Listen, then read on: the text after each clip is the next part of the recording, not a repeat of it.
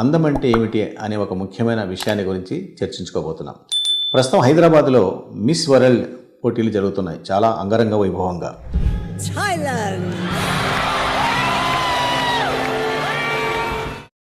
పత్రికలు, టీవీలు అన్నింటిలో కూడా దీని గురించిన వార్తలు మనం ప్రత్యేకంగా చూస్తూ ఉన్నాం. అసలు అందం అంటే ఏమిటి? అందాన్ని నిర్వచించడం లేదా ఒక స్కేలు పెట్టి కొలతలు చెప్పడం అనేది దాదాపుగా అసాధ్యమనే చెప్పాలి. చూసే కన్నులు, ఆస్వాదించే మనసును బట్టి అందానికి నిర్వచనాలు మారిపోతూ ఉంటాయి.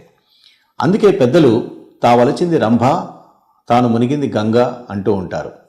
సాధారణంగా అందాన్ని బాహ్య సౌందర్యం, అంతర సౌందర్యం అని రెండు రకాలుగా చెప్పుకోవచ్చు. స్త్రీ పురుషుల మధ్య ప్రేమను 10 కాలాల పాటు నిలబడంలో అంతర సౌందర్యమే ప్రముఖ పాత్ర వహిస్తుంది. అయితే వారి మధ్యన ఒకరినొకరు ఆకర్షింపబడేదానికి బాహ్య సౌందర్యమే మొదటగా నిలబడుతుంది. అందుకు విరుద్ధంగా ఎవరైనా తాను ఆకర్షణీయంగా లేననే భావన కలిగితే ఎవరికి వారు ఒక రకమైన ఇన్ఫీరియారిటీ కూడా లోనవుతారు.